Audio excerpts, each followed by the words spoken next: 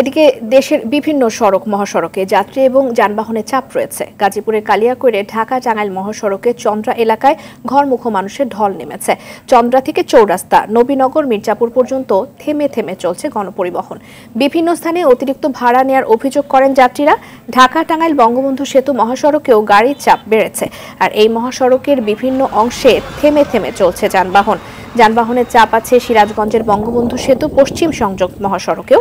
গণপরিবহনের পাশাপাশি truck, pickup van এবং মোটরসাইকেলে করেও বাড়ি ফিরছেন মানুষ। যানবাহনের চাপ আছে পদ্মা সেতু এলাকাতেও।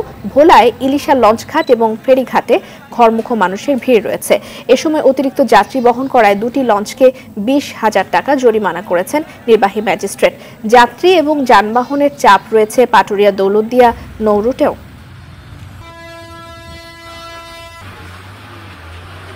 পোস্তগোলা দিয়ে আসছি, কোথাও জ্যাম পাইনি, আর আমরা জুরাইন থেকে আসছি, যাবো ফরিদপুর রাজবাড়ী। ঢাকা আজিমপুর থেকে আসলাম আর কি। তো আসার পথে রাস্তা খুব ভালো ছিল, শুধু জুরাইন ফ্লাইওভারে একটু জ্যাম ছিল আর কি। সমস্যা এখানে আমরা গাড়ি পাইতেছি না, আবার গাড়ি পাইলেও ভাড়া বেশি নিতেছে। অনেকদিন পরে দেশে যাচ্ছি, আমরা গাড়ি পাচ্ছি না, ভাড়া বেশি নিতেছে। এবার থেকে এবার ভাড়া প্রায় 3 থেকে 4 গুণ নিচ্ছে এবং গাড়ি খুবই সংকট। এই মুহূর্তে ঢাকা টাঙ্গাইল মহাসড়কের বঙ্গবন্ধু সেতু এলাকা থেকে সরাসরি যোগ দিচ্ছেন সহকর্মী কামাল হোসেন। কামাল, ঢাকা টাঙ্গাইল মহাসড়কে গাড়ির চাপ আছে আমরা যতদূর জেনেছি, এখন কি অবস্থা সেখানে?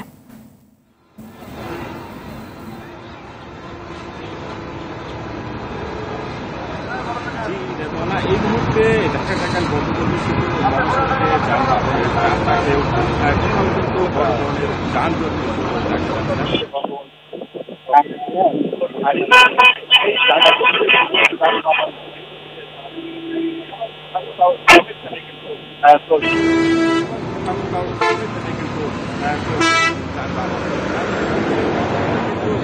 যারা রয়েছেন তারা যেটি বলছেন যে আর 1 ঘন্টার মধ্যে কিন্তু এই 7 কিলোমিটার দীর্ঘ সারি রয়েছে, যানজট রয়েছে,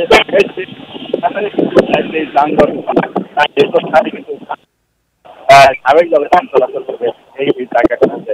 তবে এর আগে একটি তথ্য দিয়ে রাখছি, যেহেতু মধ্যরাতে এই সড়কে ঢাকায় কিন্তু যানজট দেখা দিচ্ছে। এলাকা থেকে বঙ্গবন্ধু সেতু পর্যন্ত যানজট সৃষ্টি হয়।